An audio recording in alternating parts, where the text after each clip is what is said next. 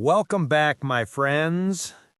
Today we're diving into a topic I've been wanting to talk about for a long time. It's one of those subjects that everyone is curious about, but almost no one truly understands.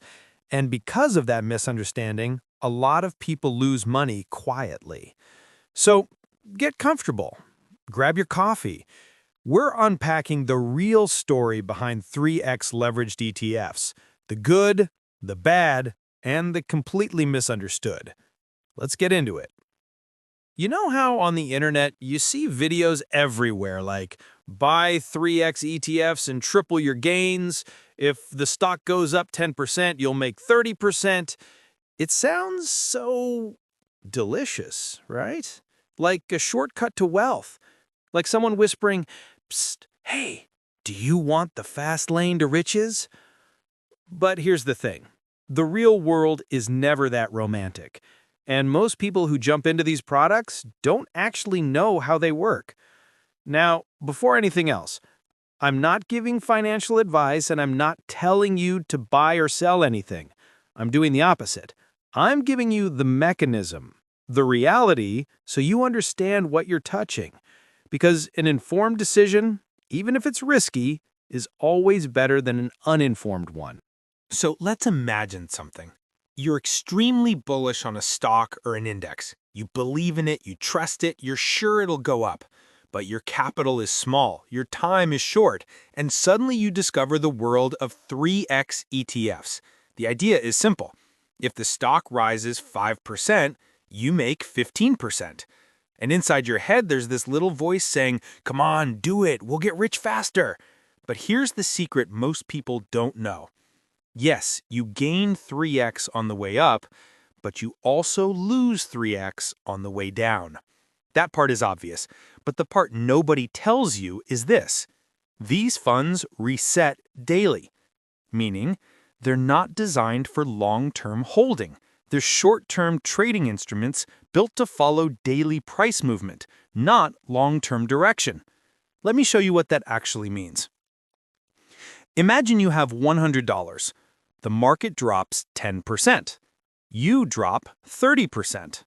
$100 to $70. Next day, the market rises 10%. Your ETF rises 30%. $70 to $91. But notice something. The market went back to the same level, but you didn't. You're still at $91 instead of $100.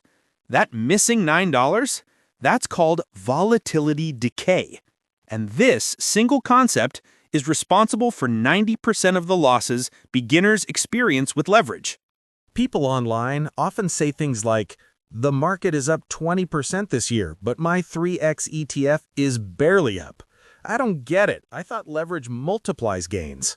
It explodes in strong trends, but bleeds in sideways markets." Exactly, because these products don't track long-term trends. They track daily performance compounded. Now pause with me for a moment here. Does this mean 3x ETFs are evil? No, not at all. In strong, clean, upward trends, they can deliver insane returns. People have made huge profits in energy rallies, tech rallies, oil spikes, all using leveraged ETFs. But if your strategy is buy and hold for years, then these products are not for you. And honestly, that's where most people get hurt, because nobody explained this to them. They thought they were buying something magical. Now let's shift into something deeper, the psychological side. Why is leverage so tempting? Because humans want results now. We're impatient. We crave speed. We love the idea of multiplying something instantly. But high reward almost always comes with high risk. And when people blow up accounts, they rarely talk about it. Nobody posts videos saying, "I lost everything using a 3x ETF."